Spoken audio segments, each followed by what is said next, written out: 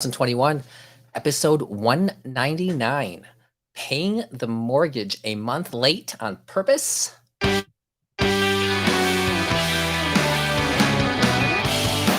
39.6. Facebook and YouTube Live Finance Show. Show that teaches high earners like yourselves how to make your money work for you so you don't have to work for your money. We talk general investing, taxes, real estate certifications, Airbnb, paying for childcare, paying for college, even how you want. Today's episode, paying the mortgage a month late on purpose. This is another year-end tax planning episode, and it is cold up here in the North Pole. I think it was in maybe the 30s today. The North Pole being like North Texas. Hopefully, it'll be warmer tomorrow. And go ride the carriage and see some Christmas lights. Welcome to our one viewer. All right, so I had this opportunity yesterday to actually defer paying our December mortgage payment to January and really consider doing it. Now, I guess you can actually have this opportunity every single month that you have a mortgage. You could just not pay it. Now, our mortgage is always set up. It's always set up for auto draft because like you don't ever want to miss a mortgage payment. Like that's like one thing you don't want to miss. Now, I think it's actually already crazy that you're allowed to pay your mortgage payment as late as like the 15th of the month without any late penalties. Like to me, that's like 2 weeks late. And on a big mortgage, that's a lot of money and interest. Like you could even just keep that money sitting in your savings account and literally pay it on the 15th of the month, or let's say the 12th of the month, just in case you're concerned about like a weekend happening and you wanted to get there on time. Like you can set it up for the 12th of the month every month and it would still be on time and you'll get a little bit more interest, assuming it's in something like a savings account or money market or otherwise that generates some interest. But I always paid the mortgage on the first of the month, auto draft. Sometimes it comes out on the third if this first is on a Saturday, but it's always been set up that way. Okay. I try to have basically everything on auto payment. Credit cards, well, at least like the minimum amount, but like mortgage payments, student loan payments, full amount. Okay. Now, I usually log onto my bank account on the first of the month just to make sure that those payments got withdrawn. Now, December 1st, our mortgage payment did not come out of the account. And so I was like, well, maybe it'll come out like on the 2nd or the 3rd. And then I kind of lost track of things because it's December and there's a lot going on. And then I went and looked at all of our mail from our house that we don't live at. And we don't really get much mail there. But because we bought this house last year, the bank thinks that we live there, which we would if it was livable at the moment, but we're still remodeling.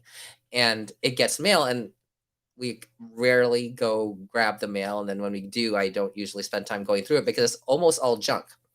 Well, I missed this letter from late November, which I thought it was really odd. They did this like so late. They sent us a letter dated November 23rd that the servicer on our mortgage was changing. Now, it's very common for a servicer to change on a mortgage. It's also very common for a mortgage to be sold to another lender after you buy a house because it'll get kind of packaged into a portfolio. Somebody else buys it. We closed with Better on our refinance in June of this year, or it might have been July by the time we refinanced. So we've had a mortgage with Better, and the servicer was a company called The Money Source. And so we had our mortgage statements set up with them, and we paid them by auto draft. And then November 23rd, we get this letter that says your account will be transferred to Ally Bank, which does a lot of auto loans, but apparently they do mortgages too. And they also have a high yield online savings account, which I have an account with them, but don't really use much. But they have one of the better rates for savings accounts. And I've had good experiences with Ally. Okay. Now, so I was like, okay, well, this is fine. I don't mind Ally, and I think having them be the mortgage servicer is probably pretty good. probably be pretty easy to work with, and I probably could even put some money into my Ally savings account and might maybe make it easier to pay the mortgage that way if we come from there.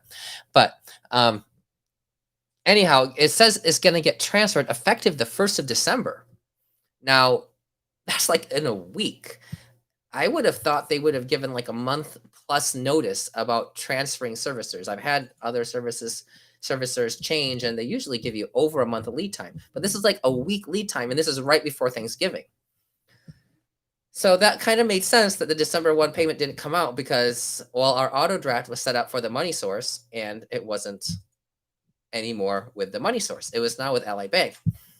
So it had a paper where you could fill it out to set up auto payment with your bank account, and it also sent you to the website where you could log in and set it up yourself and make a payment.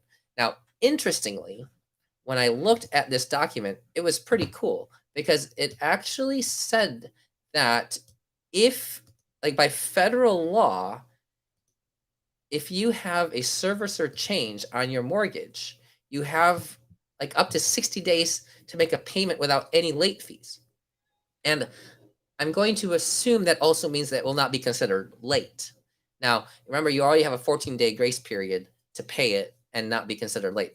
I assume, this could be wrong, but if they're not going to charge you a late fee for 60 days, that it also wouldn't be considered late and would not be a black mark on your credit.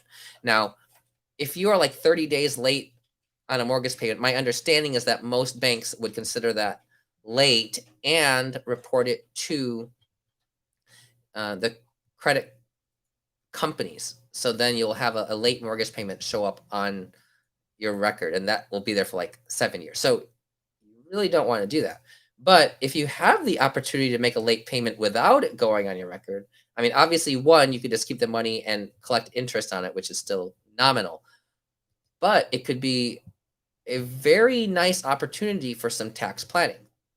Okay, now, again, if you listen to yesterday's episode, I said that this year for 2021, we're currently planning to take the standard deduction. That's the plan.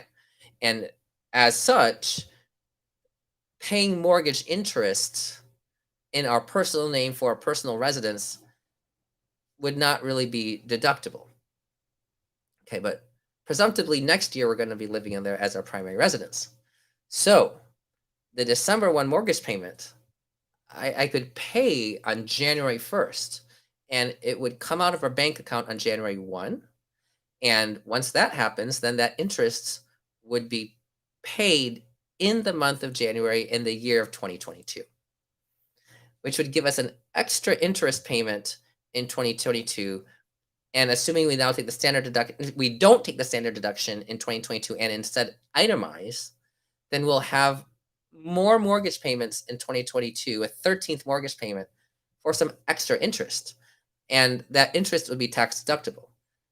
Like if you can pay a mortgage later without increased interest you're paying to the bank, with no late fees, no penalties, nothing on your credit score that's going to be affected, and be able to take a tax deduction on the money to literally save you money on that payment by paying it later. It's like win, win, win, win, win. So I thought about it. I was like, this is sweet. And I logged onto the Ally account, and it already had an updated statement for me, having basically a double payment due on January 1. Basically, because they knew that I hadn't paid the December payment and the December 15th had passed already. It did not have a late fee, which would have been like hundreds of dollars, but there was no late fee. And they just basically had a double payment due for January 1. It's like, this is awesome. I can just wait till January 1 to pay this because this is less than 60 days from the loan servicer change. I won't have any penalties to do this. So I thought about it, and I was like, I could do that. But this year, although we haven't lived in it, we did have it rented out as a leaseback. It still will be a business use year for us as a rental property because we rented it back to the previous owner at fair market value. Okay, so this is key. If you do a lease back and you give it to the seller for free, you're not letting them rent it out at fair market value.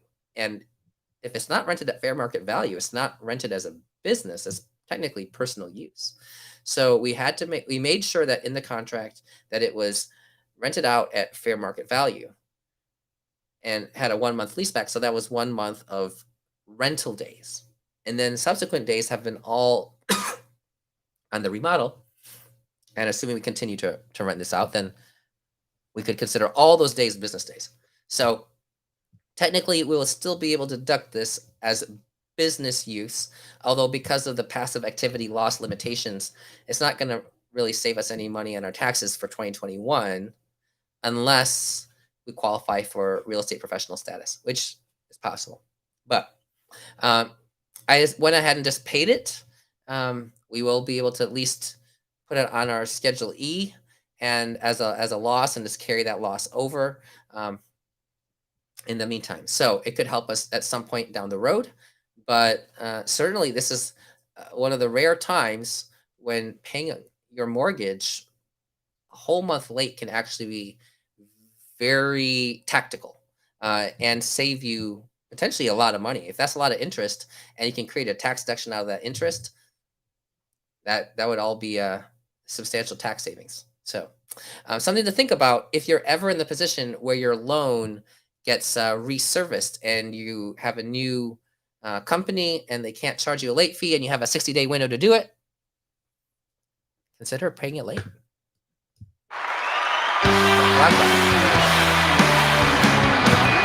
right, that's it for today's episode 199. Are you out of your mind? Guess tomorrow was episode 200.